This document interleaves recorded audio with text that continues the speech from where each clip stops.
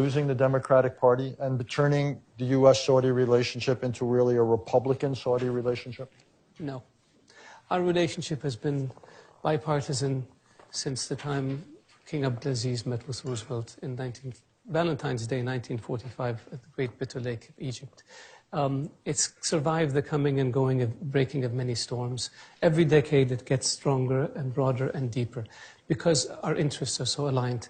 With all due respect to Vice President Biden, is the answer of stopping Saudi Arabia's involvement in Yemen, sending 20,000 American troops to protect the borders of Saudi Arabia and 25% of the world's oil, and the American taxpayer gets to pay for it?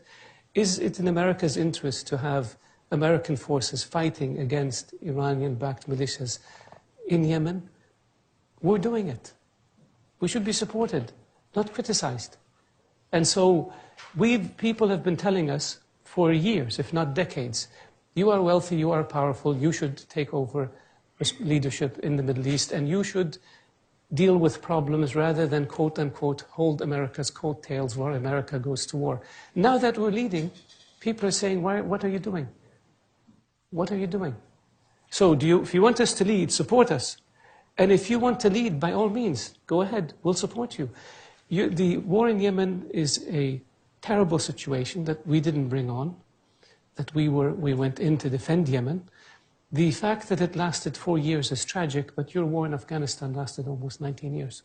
Your war against al-Qaeda in Syria lasted 5 or 6 years. Wars are messy, and wars take time, and we're not a superpower. We're a developing country, leading a coalition of developing countries. You're a superpower, leading a global coalition of more than 60 countries, and you had a hard time with it. So let's be equal, or let's be balanced in leveling our criticism with regards to things like this. That's one. With regards to the comment by Elizabeth Warren that our interests are not aligned, absolutely not.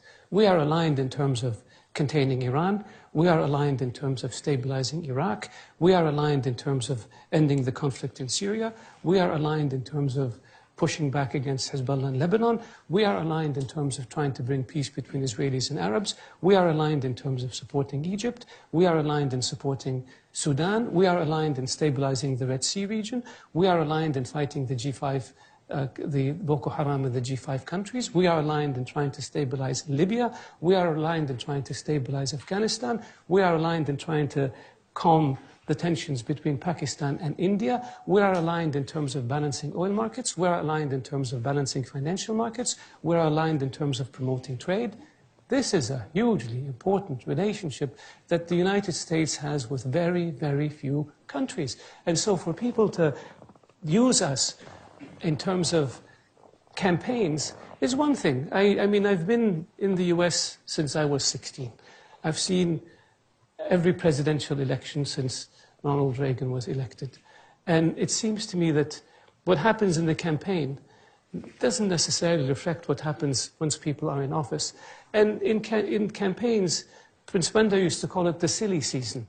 So people say lots of things, and you just have to deal with it. But when they come into office and they see the reality of the relationship and the importance of the relationship, then the attitude becomes much more measured. لا تنسوا الاشتراك بالضغط على الزر، ولا تنسوا جرس التنبيهات ليصلكم كل جديد. لا تنسوا الإعجاب بالمقطع.